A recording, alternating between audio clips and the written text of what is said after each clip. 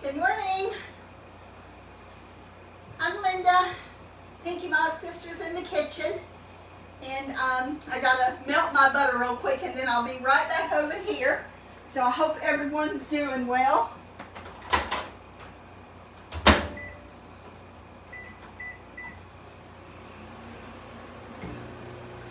I talked to my sister just a few minutes ago, and thank you, welcome for joining me.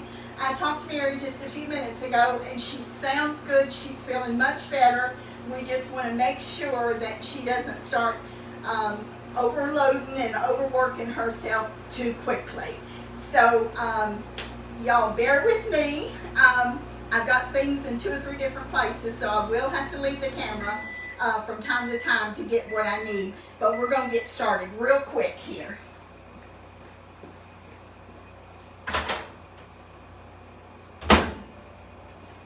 Okay, so I don't think that they got these recipes, and my glasses have got spots on them, and I'm going to have to deal with this for right now anyway.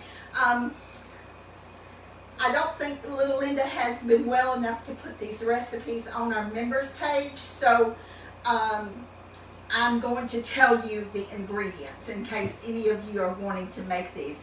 This is a chocolate brownie cookie, and I'm putting miniature marshmallows in it. It's kind of a combination of 4 cookie recipes that I use, and the spot on my glasses is going to drive me crazy. I know I'm going to have to go clean it in a minute. I just cannot stand to look through glasses that are dirty. But anyway, I had that cookie at Puerto Rico at the that I bought from the market. And I tried to recreate it, and mine have more chocolate in it than that one did. And I've also added some pecans to it, because who doesn't like pecans, right? You don't have to put the pecans in it. But I did change up 2 or 3 things from the original recipe, because I made a trial batch Monday. And I cut my miniature marshmallows in the first batch that I did. I'm not going to cut these. I'm going to see how these do not cut, because they are kind of little. The other thing that I changed up is, instead of using graham cracker crumbs, I just kind of got graham cracker pieces in here. And then there was one last thing that I changed besides the pecans. These are semi-sweet chocolate chunks, and I'll show you the package. I use these all the time. I buy several packages at a time. They're, it's an 11.5-ounce package. You know, they cut down on the size of the package. They used to be 12 ounces or 14. Now they're 11.5. But these are very good, and there's 2 or 3 cookies that I make that I use these with. And then instead of using a cup of these, because they're semi-sweet, they're a tad bit bitter, I put half semi-sweet chocolate chunks and a half a cup of the milk, just milk chocolate chips. And I use Total House on those. So I'm going to start by adding my Hershey's cocoa powder. And I also, well, there's something else I changed. I also cut down on this. I originally used a cup. I'm going to only use 3/4 of a cup. Normally I would sift this, but because I'm putting melted butter in it, it doesn't need to be sifted. It's going to melt it anyway. So I'm going to add 3/4 of a cup of the cocoa powder. And if you cook anything chocolate and brownies or chocolate cakes or chocolate frostings, I would advise you to keep a couple of these on hand. Back when COVID first hit, it was very hard to get a lot of different things that I used to bake with. And so I learned the hard way, if you won't have what you need to have at least a backup for it.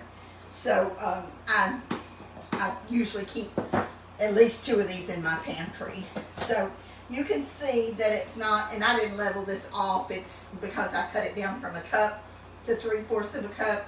And you can see that it's got a few little lumps in it, but again, that's not going to matter, because I'm going to put this melted butter in it. It's kind of funny, a while ago, I had already added my sugar to the bowl, and I thought, well, I'm going to pour that sugar back in here, and I want to just show them so you can see how much I put in here. I'm using 2 cups of Imperial Sugar. We are Imperial Sugar sponsored. We've used their products for a very long time, long before we were sponsored. If you can get it in your area, it is well worth purchasing this instead of a store brand or another brand. And when I cleaned the bowl out, it was so fine that it was almost like powder dust when I cleaned the bowl out. So I'm doing 2 cups of Imperial Sugar, granulated sugar. Just kind of level that off. You fold your bag down, you can get the air out of it a lot quicker than if you just start trying to close it. So I'll move this out of the way. And I'll just kind of whisk this together to stir this up. It's not my manner because I'm fixing to pour butter and oil in it. Now this recipe has a combination of butter and oil, and you can see the lumps in it. And by the way, I've got my oven on 350. So this is 6 tablespoons of salted butter melted in the microwave.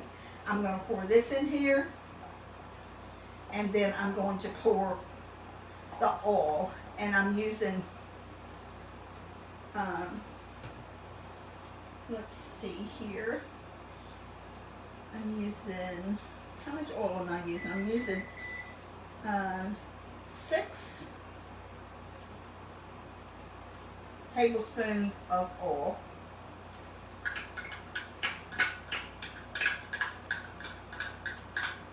And this is just vegetable oil. So you'll see this is it's gonna almost make like a paste. And actually, I think I put 6 tablespoons. I think I need a couple more tablespoons of butter. So I'm gonna go back over there and melt 2 more tablespoons. I looked at my recipe wrong. It's 6 tablespoons of oil and 1 cup of butter. So it's 8 tablespoons of butter. But you'll see that this is almost like a paste. And it's real chocolatey. Y'all excuse me just a second while I melt 2 more tablespoons.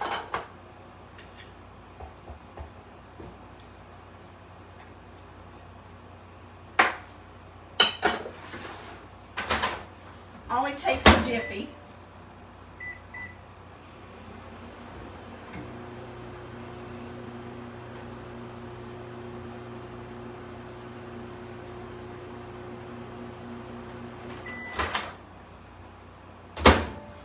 Okay, sorry about that. I just didn't look at it right. Okay, so that's 1 cup of butter, 6 tablespoons full of oil, 2 cups of Imperial granulated sugar, and 3/4 a cup of Hershey's unsweetened cocoa powder. You want to make sure it's unsweetened. And I'm just going to mix this all together.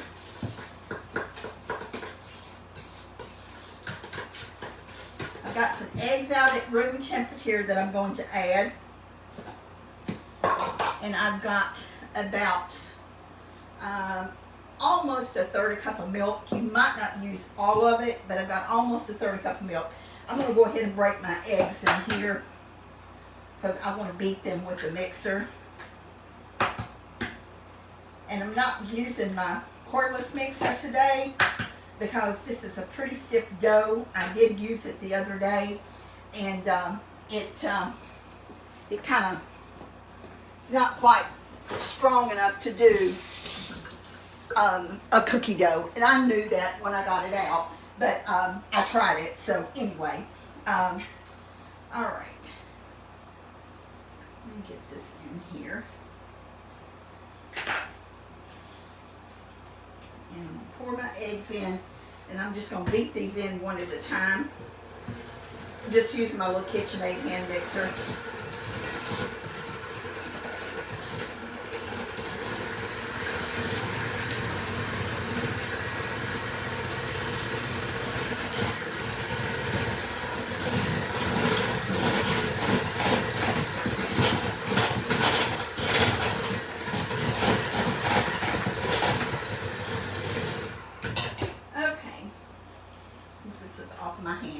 Now, this is my dry ingredients. I've got 2 2/3 cup of all-purpose flour. I use gold medal. That's what I've used just pretty much all my life, and that's what I use. And it is all-purpose, so it's doesn't have leaven in it. 1 teaspoon of salt and 1 teaspoon of baking powder. And I'm just going to put some of this in here, and I'm going to add a little bit of my milk while I'm mixing it. And I'll add my vanilla in a minute too. Now the original recipe that I originally put together, I didn't use milk, but then I realized that it needed a little bit more liquid in it, so I added some milk to it.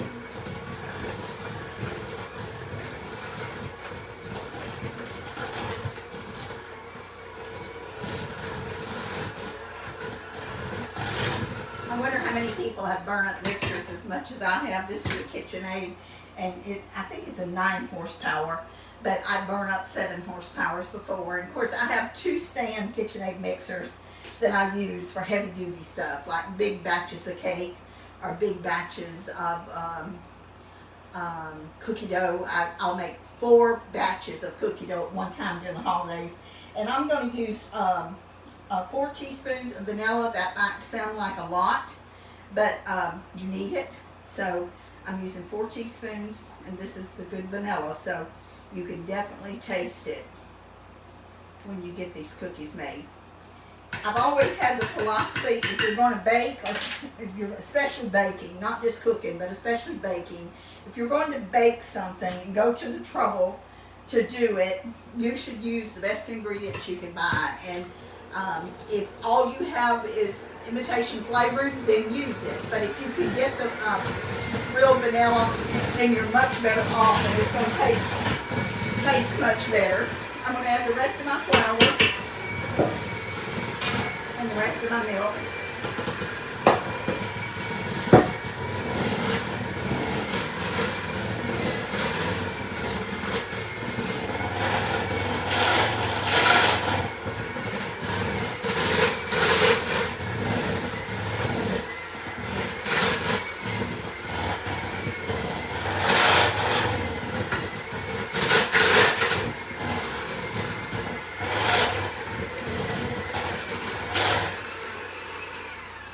Now this is kind of like, right now it's kind of like a brownie dough mixture, but I'm going to, when I add in, you can see it's kind of like a really thick brownie dough. It doesn't look like a cookie dough mixture, but I'm going to add these graham cracker crumbs in, and I'm just going to kind of stir these in here, and they're not crumbs, they're pieces. I used crumbs the first time that I did this. And I'm going to put this in the refrigerator and let it set a little bit. You can already tell that made the batter much thicker. Then I'm going to add my chocolate chunks, 1/2 cup.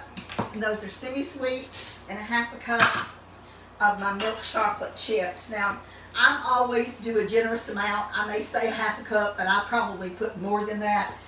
It's not a level 1/2 cup. It's probably a couple of tablespoons extra, because anything to do with pecans or chocolate, I always try to do a little bit more. And I'm sure y'all have seen people give recipes or tell a recipe, and then you make it, and it turns out nothing like the person that cooked it. Whether it was at a family reunion, at an all-day dinner, at your church. A lot of times people, when they give a recipe, they give a recipe, but it's not actually how they do it. We try to show you exactly how we do it, because who wants to make a recipe and then not turn out like you thought it was going to turn out, right? So I have 2 cups of the miniature marshmallows. I'm going to add these in. And batter's getting thicker. This makes quite a few. And I'm going to show you in a little bit. I need a bigger spoon. I didn't actually get a spoon out to stir these with. I do like the marshmallows not cut in two, and I knew when I cooked those cookies that I was going to try it with them not cut. Now these are the last of my pecans from the sweet lady that sent us from close to Wichita Falls. These are really good. We've had some other good pecans too that one lady actually picked them up and shelled them. Native pecans, they are delicious. And then we have another lady that has sent us pecans twice from a company in Alabama. So we're not sponsored by any of these, but they are very, very good pecans. So I'm going to add these in here. I did toast them.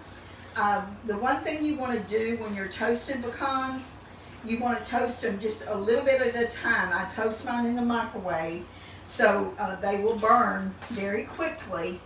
So I usually start out toasting them about 49 seconds. Yesterday I said minutes when I was talking about the microwave.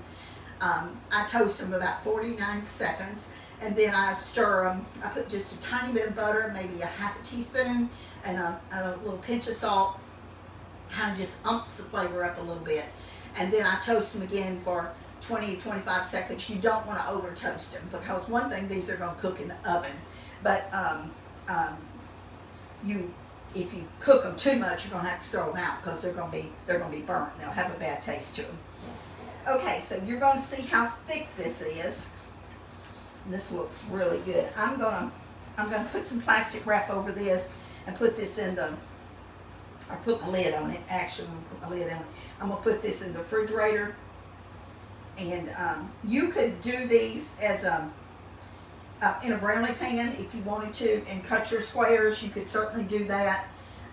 Or you can do them like I'm going to do them, like I'm fixing to show you now how I'm going to do them. Then I'm going to have to move some of this out of the way, so that means I've got to be away from the camera just a second. So talk amongst yourselves. I'll be back in just a second. Oops, where's my lid here?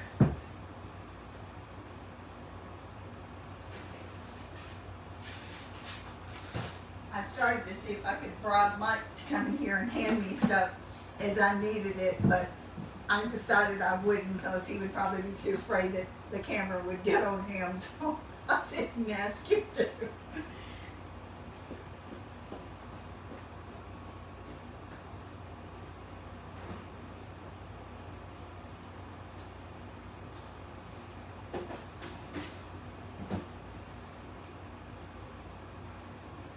Okay, I'm coming. Give me a sec.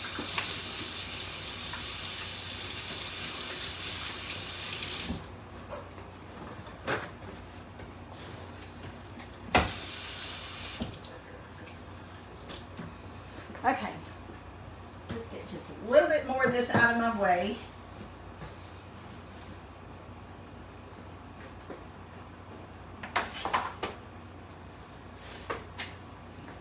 And I'm going to show y'all what I do here. You don't really think about this while you're cooking, because you're constantly moving stuff, but when you're cooking live and you're by yourself, it really makes a difference, because you're constantly having to get up to get something or move something. Okay, I think I might be ready and not have to move from the camera again for a pinch. So what I did when I made this trial batch day before yesterday, I wanted to make them big, and I wanted them to hold their shape. So I decided, well, let's see what I can do. And I've got all kinds of shapes and sizes of cutters.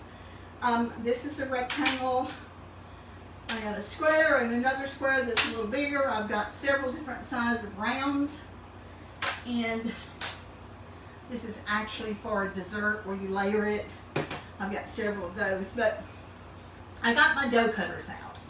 And this is an item that's been discontinued from Pampered Chef. So if you were lucky enough to get some of these, I don't even know. They may still be available. I'm not sure. But they're $1.50 for the set of 2. This is the smallest one. So I made a sleeve.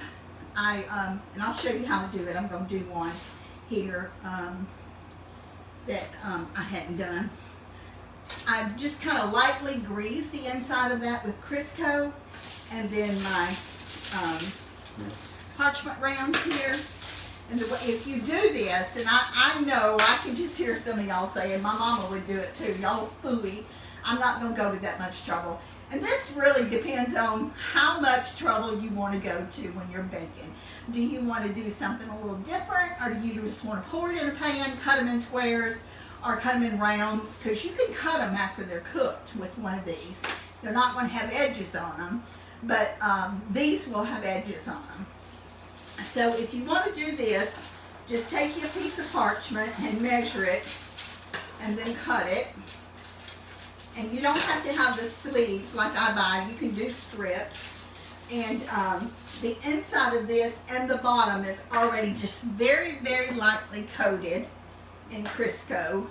And I'm going to coat this also, because when the brownies get done, or the cookies get done, I want this to just slip right out of the sleeve. And I did these Monday, and they turned out perfect. They came right out, and I don't have any to show you because I gave them all away. But because I knew I was making some more, and I didn't think about saving one to show y'all. But okay, this one's want to be a little bit contrary. It usually just sticks right to that because I've got the inside of it a little Crisco on that too. Let me get this here. Okay, and I'm using my big pan here. It's a baking sheet. I don't know if y'all can see that or not. So this is going to hold 6, and I'll tell you how long it took to cook these.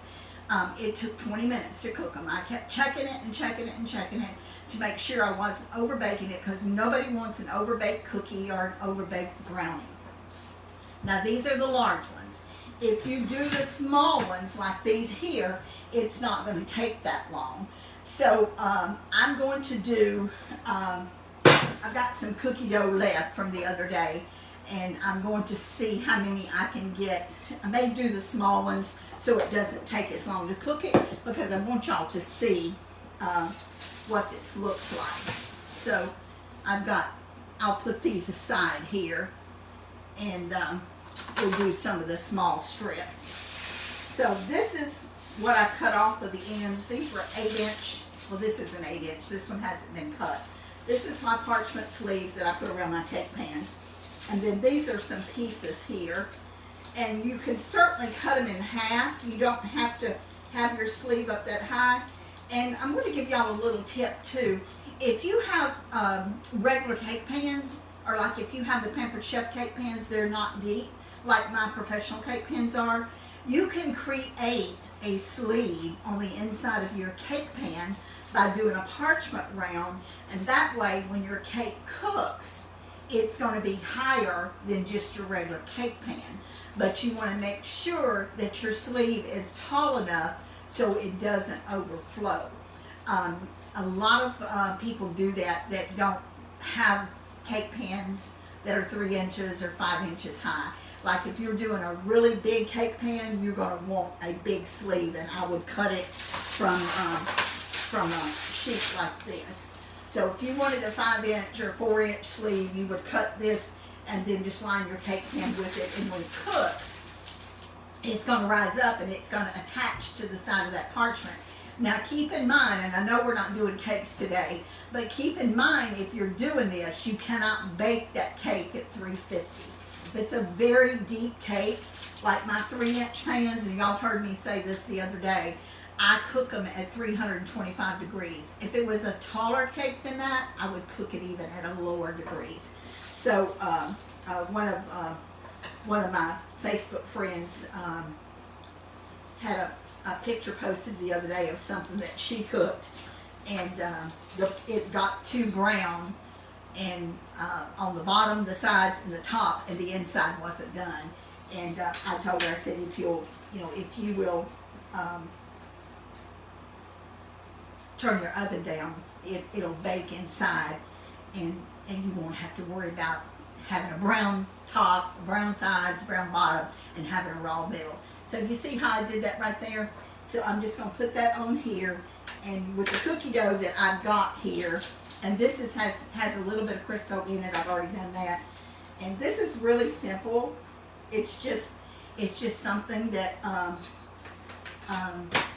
like to do because I thought, you know, I put sleeves on my cake pans. When I was thinking about this the other day, I said, you know, I'm just going to put one on these cutters and see how my cookies will turn out. So this actually is a little higher here, so I'm gonna do a tall one on that just to show y'all. See, this is probably a 2-inch tall cutter, and this parchment is about 2.5, a little over 2.5 inches. So it comes up above that. Now my brownie's not gonna, or my cookie's not gonna be that thick, but that's just to show you how you can create a sleeve. So, and you can patch these. They don't have to be the same size. As long as you've got Crisco in there, it's going to stick to the side of the cutter. So you don't have to worry about that. Now, if for some reason it's not sticking well, just take a little tiny bit of Crisco and put it on there, and it'll stick. Oops, didn't get that one quite straight. I don't want to take all my time doing this. I need to put these cookies in the oven so y'all can see how they're going to be when they get done. I'm going to do these little, so it's going to take these probably, I'm thinking it's going to take these about maybe 12 minutes or 15 minutes to cook. That's what I'm thinking. You can spend a lot of time doing stuff like this, and I get so involved when I'm doing this, I totally forget about the time because I just like doing this. See, this didn't stick right here, so I'm just going to take just a tiny bit, and then it just sticks right to it. So, one of my nieces, she's an attorney, my oldest brother's daughter, and I always like to quote Grace, and she always says that there's an answer to every question. You just got to find the right person that knows the answer. And I love that because it's sometimes I might not know the answer, but there is an answer to the question. You just got to find that right person. Okay, so I got the little sleeves done. Put this back aside, and I hope y'all don't think I'm playing, because that's exactly how I feel when I'm baking and I'm doing something like this. I feel like I'm just playing house because I love to do it. So this is my dough from the other day, and y'all will notice that I put some more marshmallows in it, and I put some pecans in it. And I'm going to just put on some gloves here because I'm going to make sure that the marshmallows and the pecans are mixed in good. And then we're going to get some of this in these little cutters and get it in the oven and get it baking. I cut every marshmallow the other day, and the pieces were just so little. And when the brownies got done, and they were very good, but they were extremely chocolate, and I love chocolate, but I mean it was chocolate overload. And so I said, well, I'm going to put some nuts in these, and I'm going to put some more marshmallows in them. Oops. Well, I dropped that. So where are my scoop set?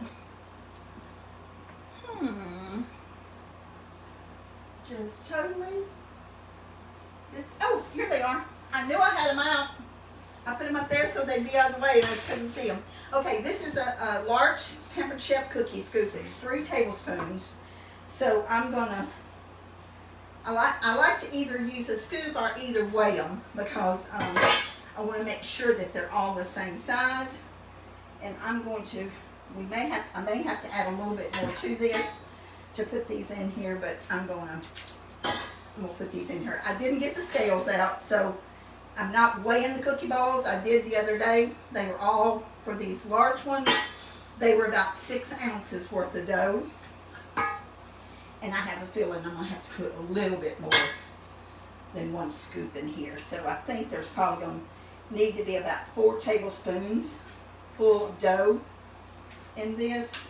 Maybe not this little one, but we'll see in a minute. See, this is really nice cookie dough. Always know when the cookie dough is good because you can tell the feel of the consistency of it.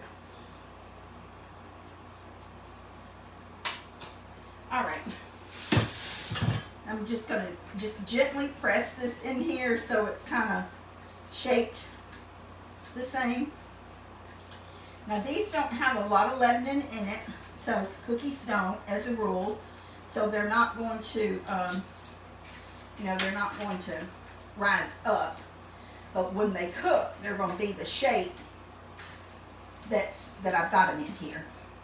And I like that. I like that because they're going to be that same shape. And I'll see in a minute whether or not I'm going to have to add. I'm going to have to add a little bit to this one. This one's a little bit bigger. I didn't want to cook a big one and these smaller ones in the same pan because these are going to cook about the same time. So I want to make sure that, I'm cooking small ones, and then whatever dough I have left, I'll put in a big one, and it'll take a little bit longer, like about 20 minutes to cook. Some of these are biscuit cutters. Some of them are just cutters that I've had. This one right here is a biscuit cutter. But you have probably in your kitchen arsenal, you probably have all kinds of cookie cutter shapes and sizes. And so you can make any size. You can make like a doll dress. I've got all kinds of cookie cutters. A cow. You can just do any kind of size you wanted if you wanted to do something for the fun for the kiddos. So I'm going to pop these in the oven real quick, and then I'll come back over here and we'll put some more in those. I'm going to set this on 12 minutes.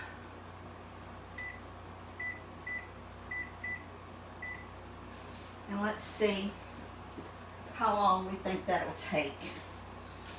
So here's my others right here. Mama would think this was so funny because Mama was a no nonsense, no frills kind of person. She would have just poured it all in the pan and took it out and cut it like brownies or bar cookies. But it's funny when I think about it because Mama was, she was a get it done kind of woman. She didn't fool around. She didn't have excess time to do extra stuff. Now you'll see this is a pretty big piece of cookie here, and I actually want to add a little bit more to it. I'm hoping that y'all can see that. I'll hold it up and show you a little bit. Every once in a while I'll cook cookies on the bottom shelf of my oven, but I don't often because I don't want them to I don't want them to cook too quick, and I don't want them to burn or get too brown. So most of the time I just use the one layer, the one rack. And I know some of you probably will say, well, that's nonsense to just cook one pan of brownies or one pan of cookies at a time. And I have used both racks, but I do not like to because you usually have to rotate them, and I had just rather do mine one at a time and let them cook evenly. And another thing too, and you seasoned bakers and cooks out there, y'all know this, but if you're baking or baking more than one thing in the oven, say you're cooking supper and you wanted to roast a chicken and you got some baked beans in there and maybe you got a casserole, so you're utilizing both racks, it's going to take a lot longer to cook that than it normally would because you got more food in the oven. So you have to take that into consideration when you're cooking. Is it easier to cook one thing and then cook another, or maybe put it all in there at the same time, or put something in there that takes less time to cook, and that way you can take it out, but you have to keep up with it because the time is definitely going to be different, and it's going to take longer. Okay, so I'm going to take a paper towel in there and open the refrigerator door so I don't have to pull my gloves off. And then we're going to fill the rest of these up with cookie dough while those in the oven are cooking. So give me just a sec.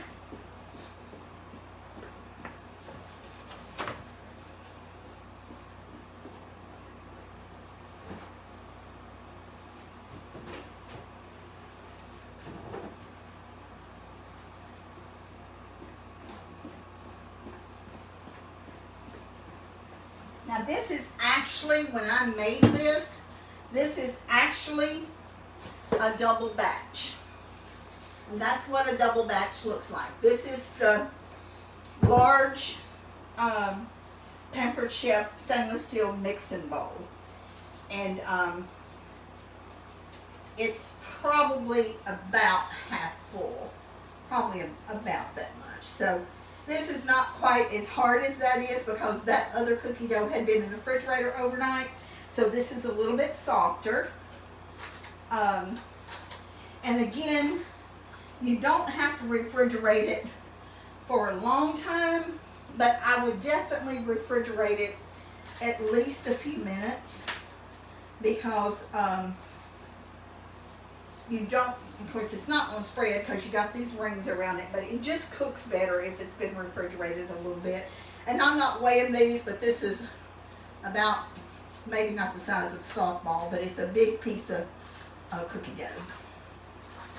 And I'm just pressing them down in here to kind of make sure that they're even, so they cook even. Now you're going to notice the colors.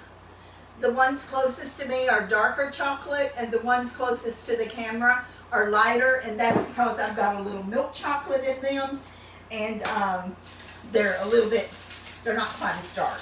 So I need to put my sleeve on here. I didn't cut these, so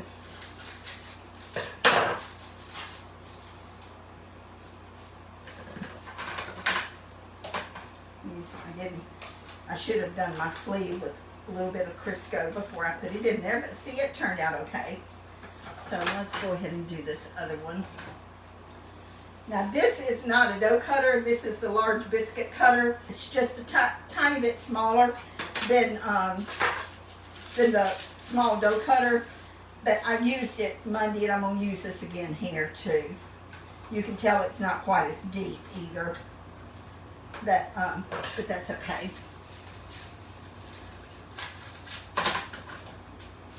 That one wasn't quite big enough, so I'm just patching it. Oops. So I can fix that. I'll just take it out and do that.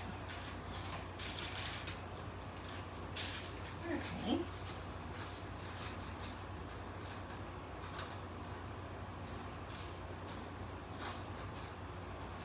Okay, I think that's good.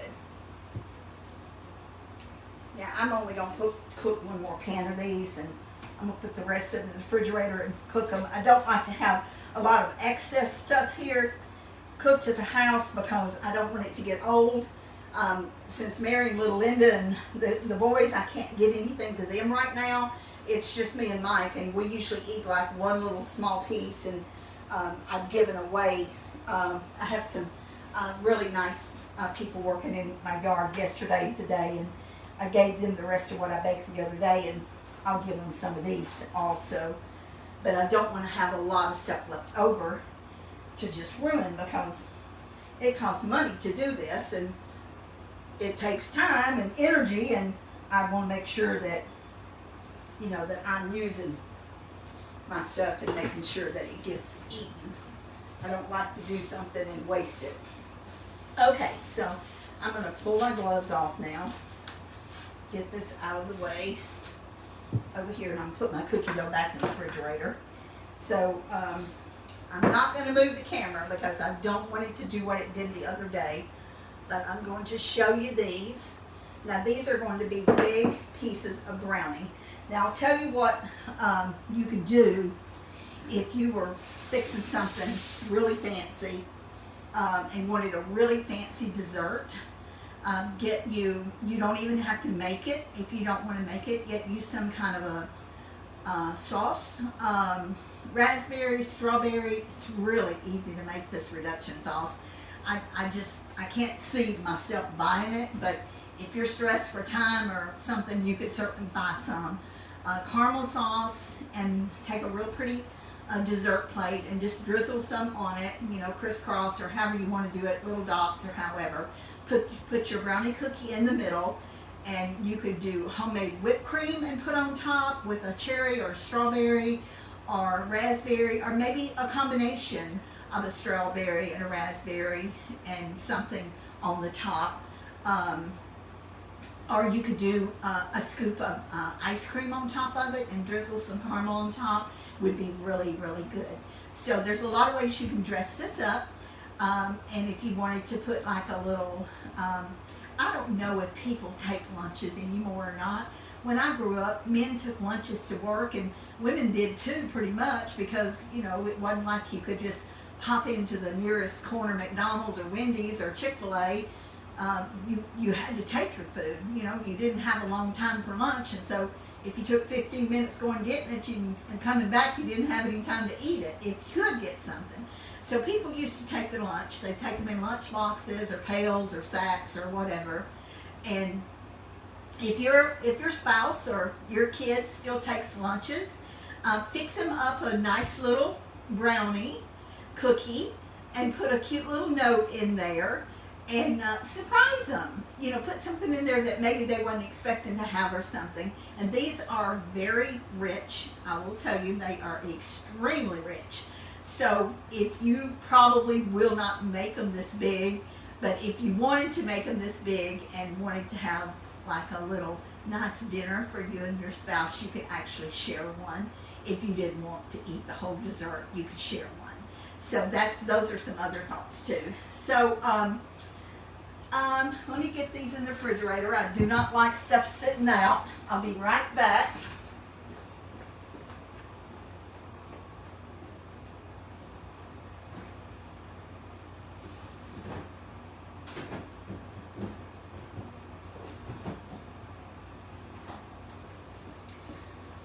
Another idea, when you are toasting your pecans, I like to have pecans to eat as a snack, or walnuts or almonds, peanuts, instead of buying a can that costs whatever, anywhere from $5 to $10, depending on the size and the brand you get. Just roast a few extra pecans. They are so good to snack on. I usually keep something here, some kind of nut that I've roasted, and Mike loves roasted peanuts, and so sometimes I'll just take some raw ones out of the freezer and get them to room temperature, and then put some salt and some butter. And again, you have to be very careful because they will burn in the microwave. Just do them a few seconds at a time, and then take them out, stir them, and put them back in there. And once they start popping, or you can smell them, I have a very good smell system God's blessed me with, and you pretty much know if you start smelling something, you better take it out of the oven or you better take it out of the microwave, because if you don't, you're going to have something you can't eat. So that's also an idea. You could also make these brownies, and if you want to do the whole batch, make them and freeze them. Get you a good freezer wrap. I use freeze tight and stretch tight. That's my plastic wrap and my freeze wrap that I use. You cannot buy it local. I have to order it. And again, we're not sponsored, but I've used this for years, and it's very good wrap. You can wrap it, and whenever you got some unexpected company drive up, or maybe you decide you want something sweet, take it out of the freezer, and you've got you something already ready to go. Okay, my buzzer's going off, so let me check my oven.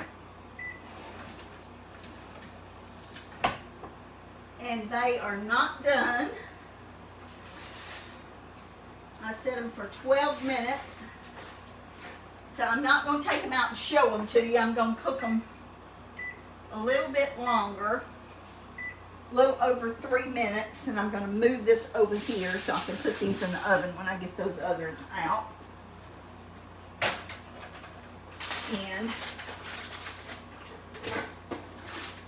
When you take something out of the oven, you can't immediately take it out of the pan, so you need to let it set just a few minutes before you take it out of the pan, because it will tear up. Just like a cookie, if you take cookies out of the oven and you get a spatula and you're fixing to take that cookie up, I don't know how many times I put a little dent in the cookie because I was anxious to get those cookies off of that cookie sheet. So number one, they wouldn't keep cooking, and number two, so I could put my cookie sheet in a place where it would cool and I could put another pan in the oven.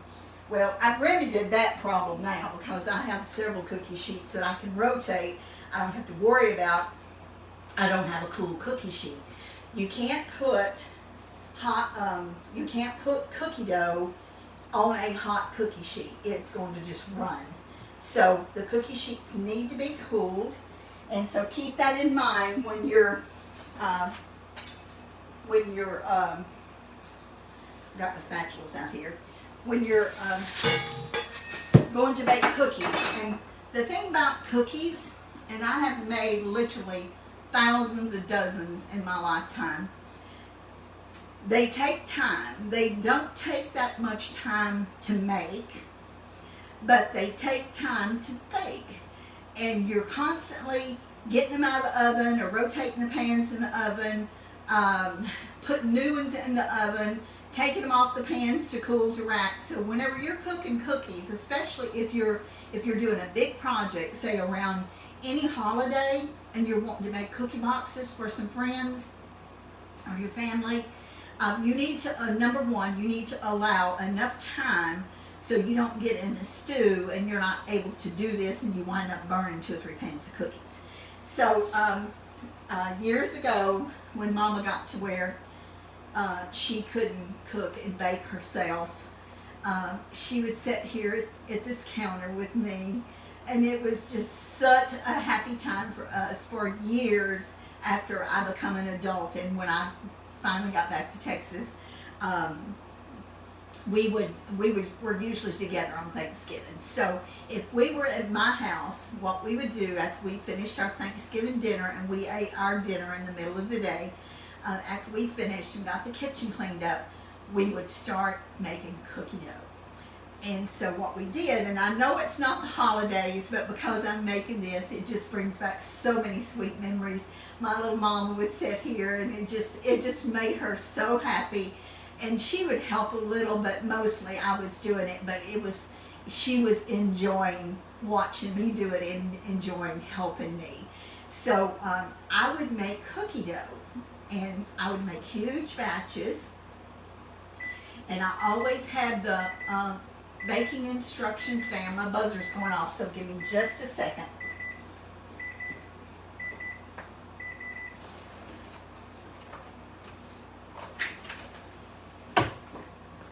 I'm going to move this over here. I don't want to be breathing on the cookies, but I'm going to move that there so if they're ready I can take them out and let them cool.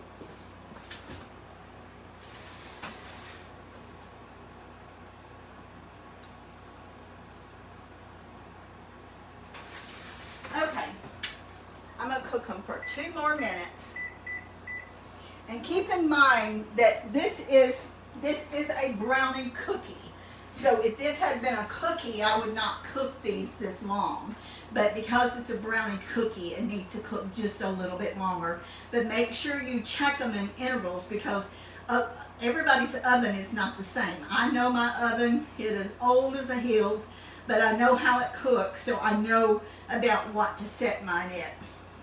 So when we were making cookie dough, I'd have all my books out. I made sure, first of all, anytime you're going to make a recipe, whether it's cookies or anything else, the first thing you need to do is check your pantry, check your freezer, make sure you've got all the ingredients. It is so disheartening to get ready to cook something and you're missing something that you need.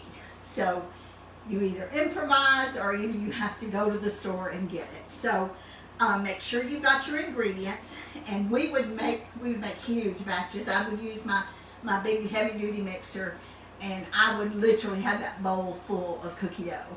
So I would take it out, and we would press it in, we'd line the pans with a good plastic wrap, and we'd press it in these pans. The little kitchen drawer organizers, I think they're Rubbermaid. You can use any kind of container, but that's what I used. As long as it's food safe, you're good, and besides, you've got it lined with plastic wrap. Some of them were square, some of them were round, just whatever I had, I would use. You press it down in there really good, wrap it up, then wrap it up again, and then put it in a Ziploc freezer bag and put the instructions to bake that cookie dough inside a bag so it's not touching your cookies, and put the date on it. So, and you do several different logs or several different containers, so when you're ready to do cookie baskets or cookie swap. Okay, my buzzer's going off again. Okay.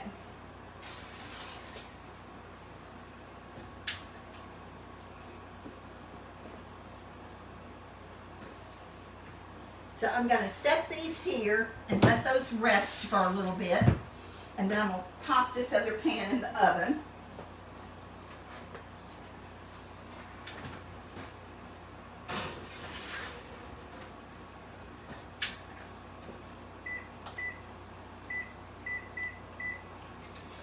And make sure I've got some pot holders over here so I don't touch myself and burn myself. So I'm going to put these right here. So when you get ready to do a cookie swap or get ready to have a little party, maybe you're doing Valentine cookies, Easter cookies, 4th of July, graduation, whatever kind of cookies you're doing, you can take what you need out of the freezer. And that's one great thing about doing it like this. You don't have to, number one, get in the kitchen, make a cookie dough, then you got to clean up, then you got to let them rest in the refrigerator, then you got to cook them, then you got to clean up again. So if your cookie dough is done, that's a big part of it already knocked out of the park. So then you just bake them, let them cool, and wrap them up. And it's so fun to do that. It's a fun time making the cookie dough. And then when you get ready to cook them, you just take them out like you would a bulk pack of cookie dough, like slice and bake. And I don't even know what they call, but that's basically what you do. You take them out and let them not completely thaw out, but thaw out well enough that you could get a good knife to cut them, and cut them in slices. And the way I normally do, so I don't wind up with the little tiny ends, I'll measure it and I'll cut it in half, and then I'll cut those halves again, and then you can pretty much tell, depending on how thick you want your cookie, how many you're going to get out of those fourths. So that's a really good rule of thumb to follow. And you got fresh cookies, and people would just think you worked all day on them, but you just worked a few minutes because you already had the dough in the freezer. So that's something that we always love doing, especially around the holidays. And it's not quite time to take these up. But I'm going to see if I can get this over here a little closer to me so I can look at it and see. This end's kind of heavy. Okay, so let's see if I can take one out. So I'm just lifting up this parchment. It just slides right out. See, like that. And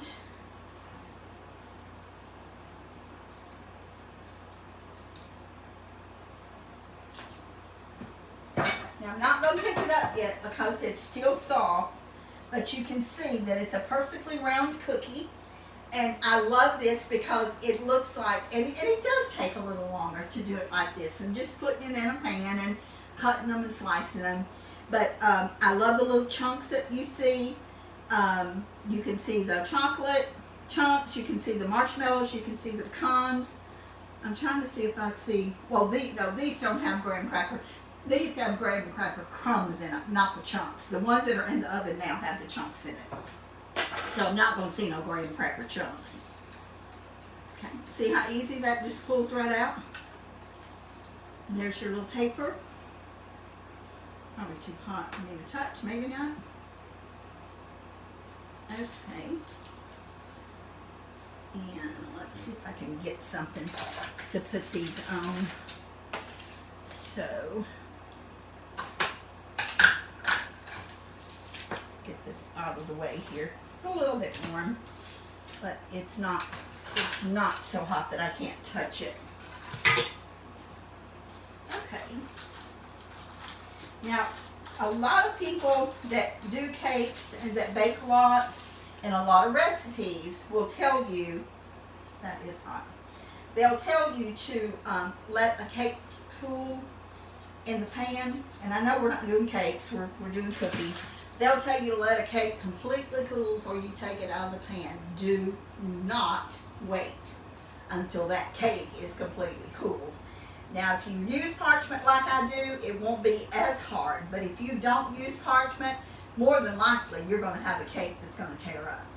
I hardly ever let a cake sit in a pan over 10 minutes. And most of the time I take them out at 5 minutes.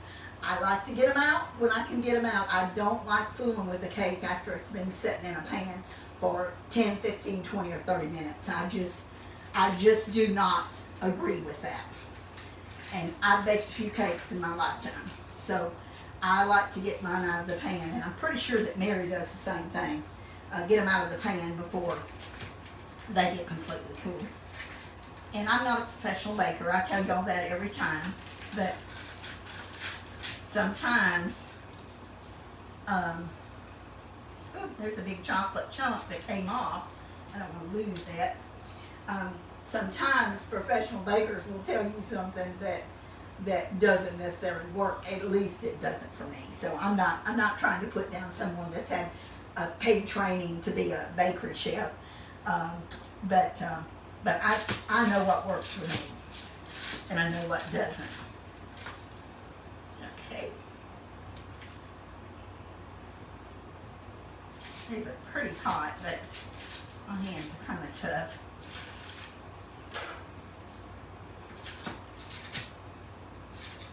Some of them are a little hotter than the others, but I got them off. Okay, so this is the first one that I took off. Now this is a very thin spatula. You don't want to put a thick spatula under a cookie because it'll tear it up. Now these are not quite cool enough to take up. So once they set, you can pick it up with your hand, but you need to get a little spatula under it, so because I didn't oil or grease this parchment. I normally do on my cake pans, and it would probably help it come up a little better if you did that. But keep in mind that this has got sticky marshmallow in it, so some of that marshmallow may be sticking to that paper. So you want to make sure that you wait until these cool before you pick them up and put them on your rack. And I'm going to wait here just a little bit longer to see if I can pick one up to show y'all how pretty they are. Now I can tell you that this brownie cookie with a glass of really cold sweet milk, or with a scoop of vanilla ice cream, or some homemade ice cream, or some caramel sauce with a strawberry, this is going to melt in your mouth, literally melt in your mouth. So I hope that y'all have enjoyed this today. I'm going to try to get these on here, but if I can't get it on here, I'm going to take a picture. And I had 2 or 3 people remind me yesterday to take pictures, and would you believe I forgot? I was going to do it, and then I never did go back and do it, so I did not get pictures of yesterday. So Mary and Little Linda and Carla, sorry about that, but there will be no pictures of the grilled cheese. I'll have to try to take some next time I make some. But I will do my best to remember to take pictures of these. So I miss my sister so much. I miss Little Linda being here with the camera. It makes such a big difference when you have some help instead of trying to maneuver and get everything from several different corners. But we are realistic people. We want them to get well. So we are doing what's necessary in order for them to be able to get well and be back here. And thank you, Carla, who is on the other end of the camera, not the camera, but the other end of the computer monitoring. And please, we ask you to share our page, share our website, ask people to come on here to follow us, make sure they're on the right page. And if they go to pinkymallskitchen.com, PINKYMASKITCHEN.com, scroll down till you see the social media icons, click on Facebook or YouTube, and it will take you to our correct page. There will be no doubt you will be on our page. So thank you very much. I hope that you have a wonderful day. I'll be back tomorrow. I'm going to be making a casserole tomorrow, and I think it's going to be really good. Y'all might enjoy it. And thanks again for your love and your support, for your prayers for my sister, for my niece, and for her boys, and for me and Carla, and for Mike and Chuck. I appreciate it so much, and for all the birthday cards and well wishes. Again, I thank you so very much. And if I haven't said anything about your gift or your card, it's because they're at Mary's and I don't have them yet. So once we get through this bump in the road, I will be making sure that I thank everyone properly. So God bless. Be sure to count your blessings. We have so many blessings and so much to be thankful for. And I appreciate that from the bottom of my heart. And we love each of you so very much. And we thank God each day for you good people who love us and support us in so many ways. Thank you so much. Love y'all. Count your blessings. We'll see y'all tomorrow at 10 o'clock Central Time. Bye-bye.